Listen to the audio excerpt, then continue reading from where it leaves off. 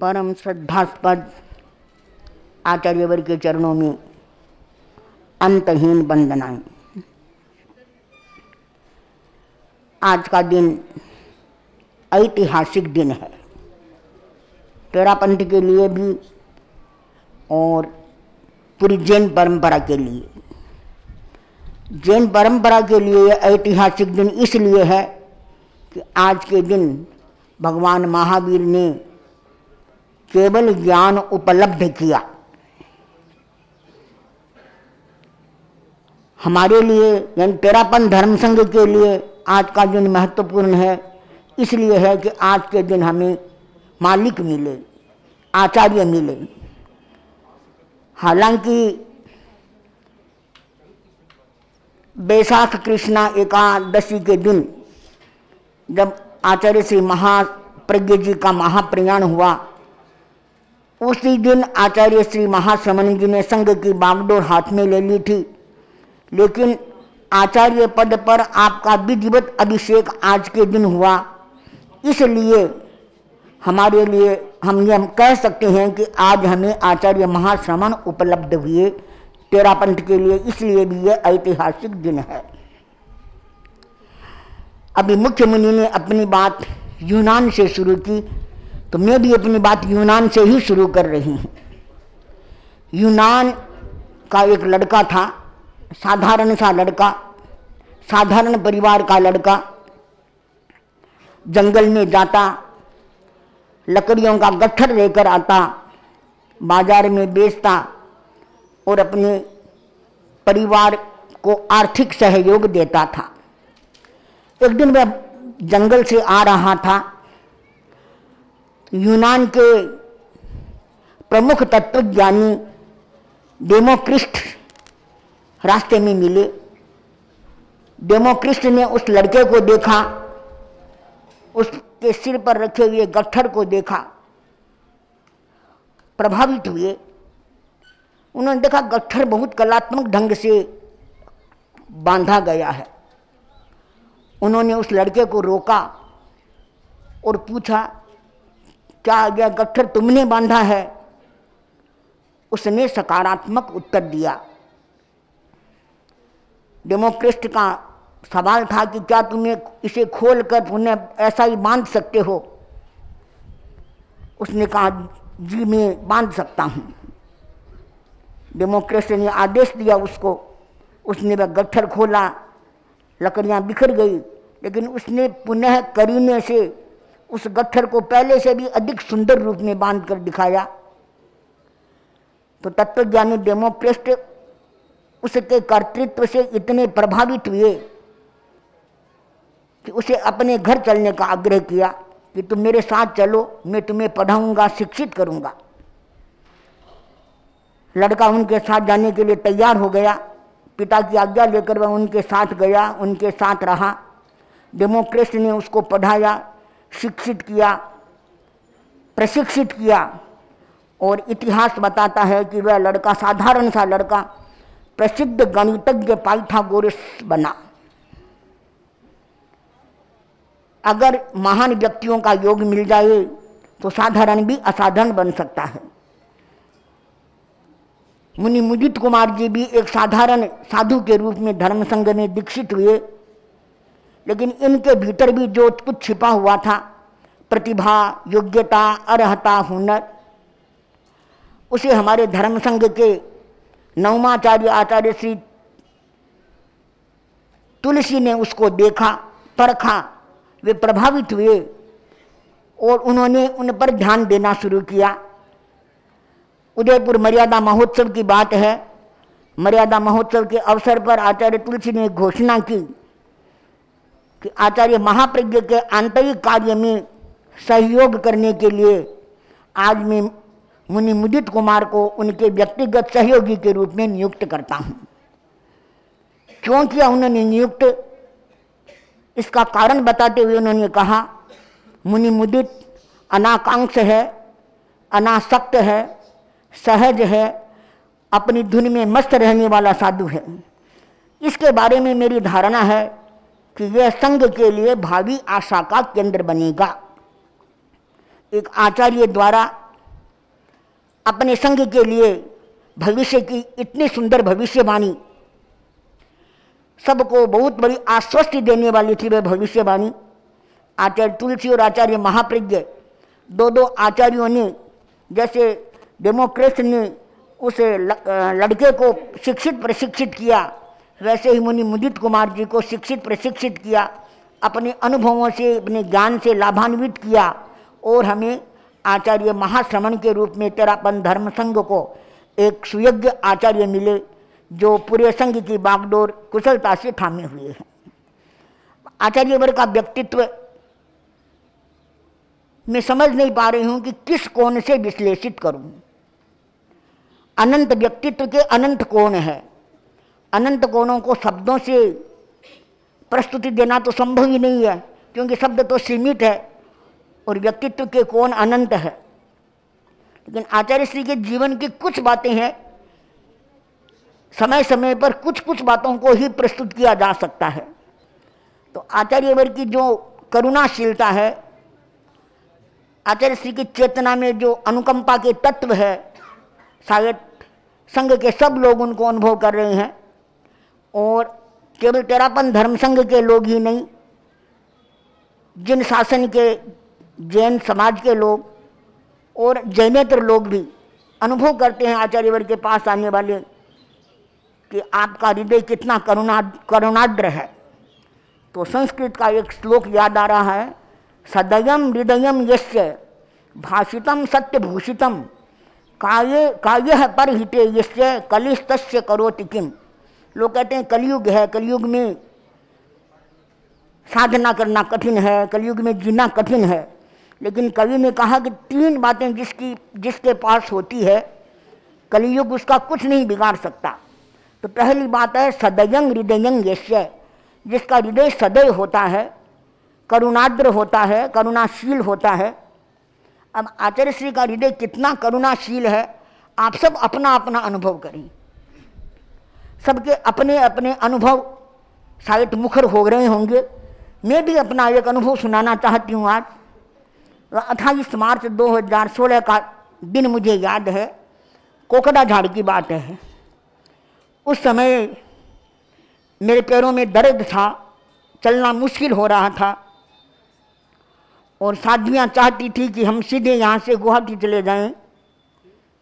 हम आचार्यवर की सन्निधि में पहुँचे। वैसे गुवाहाटी जाना तय भी हो चुका था कि आचार्यवर से पहले हम गुवाहाटी जाएंगे, वहाँ चिकित्सा कराएंगे, लेकिन जहाँ तक रास्ता साथ साथ था वहाँ साथ जाने की बात थी। तो कोकड़ा झाड़ में गुरुदेव की सन्निधि में पहुँची साधियों ने स्थिति निवेदन की।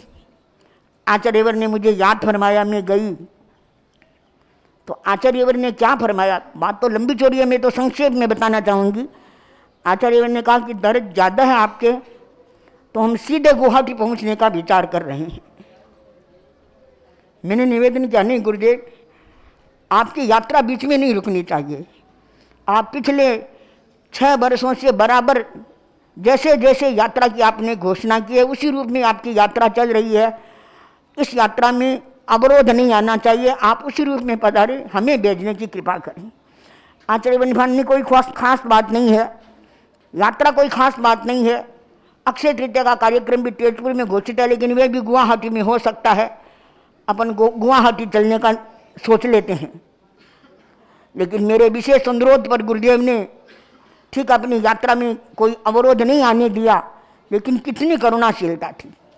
और उन्हीं दिनों की बात है, उसी दौरान जब चलना कठिन हो गया तो मेरा जाना ना विशेष नहीं होता था। परम पूज्य आचार्यवर स्वयं पधारते थे दर्शन देने के लिए। तो आचार्यवर ने फरमाया, बहुत कृपा करके फरमाया कि आपको यहाँ आने की ज़रूरत नहीं है। मैंने निवेदन किया कि मैं चलकर नहीं आ सकती, लेकिन साधन से आ सकती हूँ, व्हील चेयर में आ सकती हूँ। लेकिन आचार्यवर तो क्योंकि आप तो आज्ञा दे सकते हैं, आपने फरमाया कि फिलहाल कम से कम एक बार प्रातः से पहले हम स्वयं वहाँ आएंगे। बहुत निवेदन करने पर भी आचार्यवर ने उस बात को स्वीकार नहीं किया और यहाँ तक कहा कि आपको कुछ भी करने की ज़रूरत नहीं है, आप लेटे रहें, बैठे रहें, जिस स्थिति में भी हो हम वहाँ आएंगे और बैठेंगे आपके पास। तो यह करुणाशीलता के बिना ऐसा कुछ हो सकता है क्या? आचार्य वश की उस करुणा को याद कर मैं आज भी द्रवित हो रही। दूसरी बात, भाषितम सत्य भूषितम, जिसका वचन सत्य से विभूषित है, वो शायद हम आसपास में रहने वाले सब लोग और आप लोग भी अनुभव करते होंगे। आचार्य वर्ग की भाषा समिति के प्रति कितनी जागरूकता है, कितनी सजगता है। कहीं भी असत्य का अंश भी या भाषा समिति की थोड़ी भी स्खलना नहीं हो जाए, इतनी जागरूकता रहती है। प्रवचन में भी आप बार बार, जहाँ तक मुझे याद है, आश्रय भाव, या मैं भूल नहीं करूँ तो इन शब्दों का प्रयोग करते हैं। कोई कथा कहनी हो, कोई प्रसंग सुनाना हो, तो भी आचार्य क्योंकि यथावत सुना पाएंगे नहीं, इसलिए कहते मैं अपनी शैली में बताता हूँ। हम लोग तो ऐसा मतलब कहते भी नहीं है, सोचते भी नहीं है, शायद कि कितना उल्टा पुल्टा कर देते होंगे। लेकिन ये आचार्य वर्ग की भाषा समिति के प्रति अत्यंत सजगता का प्रतीक है, जो कि हमें बराबर सीखना चाहिए। तो आपके वचन भी सत्य से विभूषित हो रहे हैं इसलिए।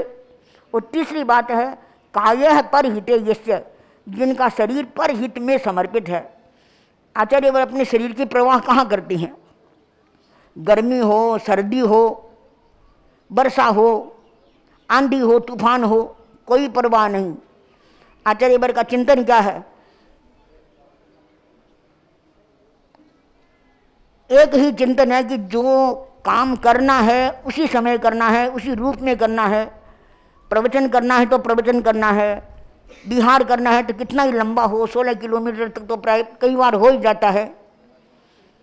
और मौसम की जहाँ तक बात है, शायद आचार्य से सोचते हुए, चले चलो मौसम हुए कब किसके अनुरूप, चले चलो मौसम हुए कब किसके अनुरूप, एक मुसाफिर के लिए क्या छाया क्या धूप। तो छाया और धूप की परवाह किए बिना निरंतर आचार्य श्री गतिमान है अपने लक्ष्य के प्रति। और अपना पूरा शरीर आचार्य श्री ने परहित में, लोकहित में, जनहित में समर्पित कर रखा है। और इसीलिए कठिन से कठिन परिस्थितियों में भी आपका मन विचलित नहीं होता है। हमने सुना कि परिस्थितियां भी आती है, इतने बड़े संघ की अनुशासना है, संघ के सामने परिस्थितियां आती है तो उनको भी आचार्यवर झेलते हैं। हम लोगों की कोई स्थिति होती है तो उसका भी समाधान आचार्यवर देते हैं। तो अनुकूल प्रतिकूल हर परिस्थितियों में आचार्यवर के चेहरे पर तो वही आनंद तैरता रहता है। क्यों? इसका कारण क्या है? तो मुझे इसका भी एक समाधान मिला। मयूरी ज्ञान दृष्टिश्चेत प्रसरपति मनोवने, वेष्टनम भय सर्पानांग न तदानंद कानने। अगर मन रूपी उपवन में मयूरी रूपी ज्ञान दृष्टि विकसित होती रहे, वो खुली रहे, तो फिर आनंद रूपी उपवन में भय रूपी सर्प उसे वेष्टित नहीं कर सकते। तो ऐसा मानना चाहिए कि आचार्य वर्ग के जीवन रूपी उपवन में ज्ञान दृष्टि रूपी मयूरी हमेशा जागृत रहती है, इसलिए वहाँ भय रूपी सर्पों का प्रवेश ही नहीं हो सकता, वे वेष्टन करे ऐसा तो प्रसंग ही नहीं आता। तो आचार्य वर्ग की सहृदयता, आचार्य वर्ग की सत्यभूषिता और परहित में समर्पण जीवन और ये विशिष्ट ज्ञान दृष्टि, इनके प्रति हम स्वयं प्रणत हो रहे हैं। हम चाहते हैं कि हम पूरे धर्म संघ में ये सब दृष्टियाँ विकसित हो। अब एक बात मैं और कहना चाहूँगी, आचार्यवर का जब पदाभिषेक हुआ था सरदार शहर में, तो संघीय अभिवंदना में एक गीत लिखा गया था और उस गीत में 2 पंक्तियां हैं, जय जय ज्योति चरण जय जय महाश्रमण। तो जिस समय गीत की रचना की गई, शायद ये सोचा नहीं गया था कि ये पंक्तियां इस रूप में विस्तृत होगी, इनका इतना उपयोग होगा। सहज रूप से यद्यपि सहज रूप से नहीं लिखी गई, क्योंकि जब गीत की रचना हुई तो पंक्तियां दूसरी थी, लेकिन वो जची नहीं। और इनके लिए 2 दिनों तक सोचते सोचते ये पंक्तियां उभर कर सामने आई। और जब ये पंक्तियां गा दी गई तो उसके बाद तो बिना ही किसी को कुछ के एक घोष के रूप में मुखरित हो गई, जय जय ज्योति चरण जय जय महाश्रमण। और छोटे से छोटा बच्चा भी, यानी बच्चे बच्चे के मुख पर यह नारा हो गया जय जय ज्योति चरण, जय जय महाश्रमण। और इसके बाद कितने गीत बने हैं, उन गीतों में भी इन पंक्तियों का उपयोग होता है। तो मेरे मन में आया कि इन पंक्तियों का इतना उपयोग हो रहा है तो अपनी पंक्तियों का मैं उपयोग क्यों नहीं करूं। तो फिर मैंने एक आचार्य के आज के इस प्रसंग पर एक कविता लिखी, तो इस कविता में इन पंक्तियों का उपयोग किया है। तो मैं अपनी कविता प्रस्तुत कर रही हूं। जीवन पथ ज्योतिर्मय कर दो, जय ज्योति चरण। यदि इसमें 2 बार जय जय मैंने ले लिया, 1 बार ही लिया है। जीवन पथ ज्योतिर्मय कर दो, जय ज्योति चरण। मृण्मय को तुम चिन्मय कर दो, जय महाश्रमण। जीवन पथ ज्योतिर्मय कर दो, जय ज्योति चरण। है अंतहीन नभ सा विशाल मानस पावन, है अंतहीन नभ सा विशाल मानस पावन। करुणा का निर्झर बरस रहा मानो सावन, करुणा का निर्झर बरस रहा मानो सावन। कण कण में अमित ओज भर दो, जय ज्योति चरण। कर्मों का सकल बोझ हर दो, जय महाश्रमण। जीवन पथ ज्योतिर्मय कर दो, जय ज्योति चरण। चिंतन उदार अरमान अमल पर उपकारी, चिंतन उदार अरमान अमल पर उपकारी। है प्रणत सुपावन चरणों में दुनिया सारी। बन सिंधु धरा पर लहराओ, बन सिंधु धरा पर लहराओ, जय ज्योति चरण। जागृति के अमर गीत गाओ, जय महाश्रमण। जीवन पथ ज्योतिर्मय कर दो, जय महाश्रमण। मृण्मय को तुम चिन्मय कर दो, जय महाश्रमण। संयम सुरतरु की छाया में तुम देव पले, संयम सुरतरु की छाया में तुम देव पले। इंद्रिय संयम के सांचे में तुम सहज ढले। मन संयम बड़ा अनुत्तर है, जय ज्योति चरण। मन संयम बड़ा अनुत्तर है, जय ज्योति चरण। वाणी का संयम गुरुतर है, जय महाश्रमण। जीवन पथ ज्योतिर्मय कर दो, जय महाश्रमण। मृण्मय को तुम चिन्मय कर दो, जय महाश्रमण। अंतिम पद्य। आहत मन झट राहत पाता दर पे आकर, आहत मन झट राहत पाता दर पे आकर। सतयुग में परिणत हो जाता कलयुग द्वापर, सतयुग में परिणत हो जाता त्रेता द्वापर। 4 युग है, कलयुग, त्रेता द्वापर और सतयुग। तो तीनों युग, कलयुग त्रेता द्वापर, तीनों युग सतयुग में परिणत हो जाते हैं आपके सानिध्य में। और इसलिए हम कहते हैं कि तेरापन धर्म संघ में तो चौथा आरा बरता है, हमेशा सतयुग ही रहता है। तो आहत मन झट राहत पाता दर पे आकर। सतयुग में परिणत हो जाता कलयुग द्वापर। तुम सत्य और शिव सुंदर हो, जय ज्योति चरण। गणनायक धर्म धुरंधर हो, जय महाश्रमण। तुम सत्य और शिव सुंदर हो, जय ज्योति चरण। गणनायक धर्म धुरंधर हो, जय महाश्रमण। जीवन पथ ज्योतिर्मय कर दो, जय ज्योति चरण। मृण्मय को तुम चिन्मय कर दो, जय महाश्रमण। तो इस मंगल अवसर पर हमारी यही मंगल कामना है कि आप अपने दिव्य और दीर्घ जीवन से जितने भी हम लोग मृण्मय हैं उनको चिन्मय बनाते रहें और पूरी मानव जाति की सेवा करते रहें।